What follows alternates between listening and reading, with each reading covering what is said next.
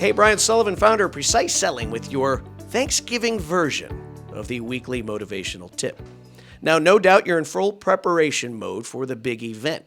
Now, you might be having some family and friends come over your house, or maybe you're heading to an annoying family member's home. Either way, it's important that we look at this day as a sales call. Now, like sales prospects, you can split family members into buckets, and those buckets are A, B's, and C's. Now, the A relatives are the ones you're kind of looking forward to spend time with, the ones you'll probably have one or two extra cocktails with. The B, you're okay with them, but you prefer not to spend much time with them. And then there's the C's. Now, while the C's are in the C bucket, they often bring a lot of controversy.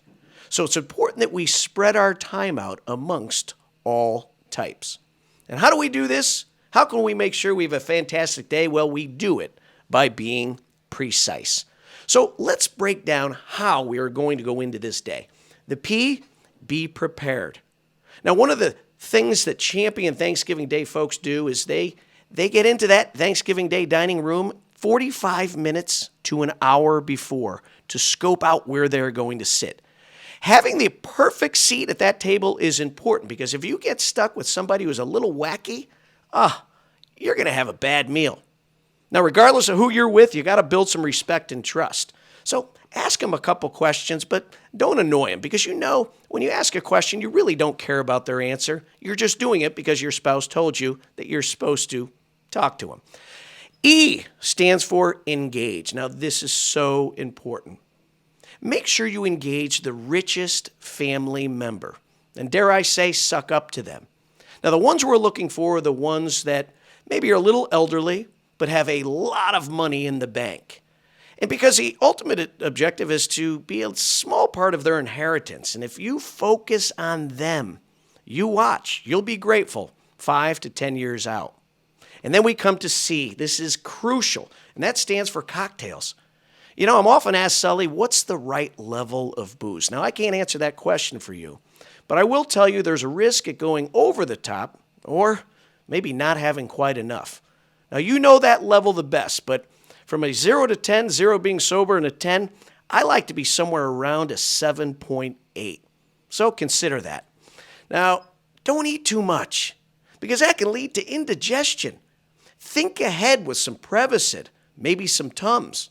But don't be afraid to go back for that second helping of stuffing. The S, secure agreement. But first, I want you to say something totally inappropriate at the meal. Usually when there's only about 10 or 15 minutes left, throw it out there and watch the faces of the people around the table. Why? Because Thanksgiving meals can be flat-ass boring. And if you toss something out there that freaks people out, watch the conversation. It comes to life. And then E, absolutely vital that you know when to exit that table. Get in and get out, especially after you threw a little something out there to freak people out. If the conversation starts going to religion, politics, or Kyle Rittenhouse, you know that's your clue to leave. So, 7 steps to making a fantastic Thanksgiving Day celebration. And I hope you take it to heart.